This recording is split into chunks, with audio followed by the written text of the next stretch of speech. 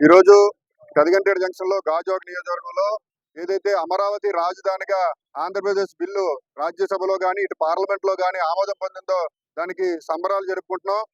ముఖ్యంగా ఒక విశాఖ ప్రాంతవాసిగా మేము అమరావతి రాజధాని స్వాగతిస్తున్నాం. ఎందుకంటే గతంలో వైఎస్ఆర్సీపీ ముఖ్యమంత్రి వర్యులు జగన్మోహన్ రెడ్డి మూడు రాజధానులని మూడు ముక్కలాట ఆడి 5 ఏళ్లలో కాలక్షేపం చేశాడు తప్ప ఇటువంటి అంటే విశాఖ ఆర్థిక రాజధాని అని, అమరావతినేమో శాసన రాజధాని అని, కర్నూలునేమో న్యాయ రాజధాని అని చెప్పి మాయ మాటలు చెప్పి ఒక్క ఇటుకు కూడా వేయకుండా కాలక్షేపం చేసి రాష్ట్ర అభివృద్ధిని అధోగతి పాలు చేశాడు. ఈ రోజు దేశవ్యాప్తంగా ఉన్న రాష్ట్ర ముఖ్యమంత్రి వర్యులు, ముఖ్యమంత్రులు అలాగే ఎంపీలు అందరూ కూడా ముక్త కంఠంతో ఆంధ్రప్రదేశ్ రాజధాని అమరావతిగా ఉండాలని చెప్పి పవిత్రమైన పార్లమెంట్ లో గాని రాజ్యసభలో గాని చెప్పడం ఒక తెలుగువాడిగా గర్వంగా ఉంది. ఎందుకంటే అపారమైన అనుభవం ఉన్నటువంటి ముఖ్యమంత్రి నారా చంద్రబాబు నాయుడు గారు అనుభవ పాలన దృష్టిలో ఉంచుకొని రేపు అమరావతి రాజధాని విశ్వనగరంగా తీర్చిదిద్దుతారని, మేము ఒక తెలుగుగా వాడిగా మా రాజధాని అమరావతి అని సగర్వంగా చెప్పుకుంటామని మీడియా ద్వారా తెలియజేస్తూ ప్రజలు మొత్తం అందరూ గమనిస్తున్నారు. ఎందుకంటే ముఖ్యమంత్రి మాజీ ముఖ్యమంత్రి జగన్మోహన్ రెడ్డి అతను ఏదైతే మూడు ముక్కలాట చేసి మూడు రాజధానులని కట్టుబడి ఉన్నాడో దాని మీద ఉంటే బాగుండు. మా గతంలో విశాఖ ఆర్థిక రాజధాని అన్నాం, మరి ఇప్పుడేమైంది? కొత్త కొత్త పలుకులు పలుకుతున్నా ప్రజలందరూ గమనిస్తున్నారు. తప్పకుండా రానున్న ఎన్నికల్లో మీ పార్టీకి తగిన బుద్ధి చెప్తారని మీడియా ద్వారా తెలియజేస్తారు.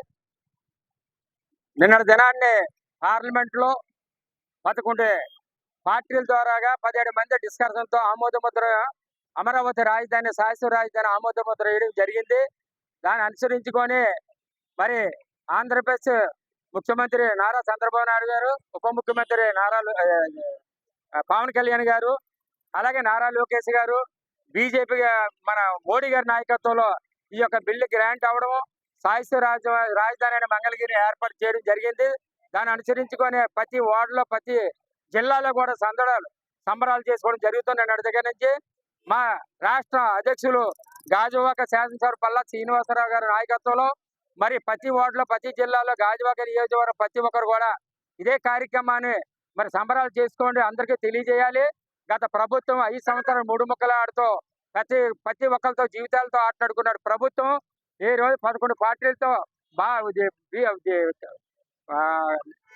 పార్లమెంట్ లో ఆమోద ముద్ర వేస్తే వైఎస్ఆర్సీపీ వాకౌట్ చేసి బయటకు వచ్చిందంటే రేపు రాబోయే 2029 ఎలక్షన్ లో మరి ఏదైతే ఇప్పుడు పార్లమెంట్ లో బిల్లు వాకౌట్ చేసి వచ్చాడో మరి రాబోయే ఎలక్షన్ లో కూడా అది వైఎస్ఆర్సీపీ నామరూపాలు లేకుండా చేయవలసిన అవసరం కూడా ప్రజలు గుర్తిస్తున్నారు.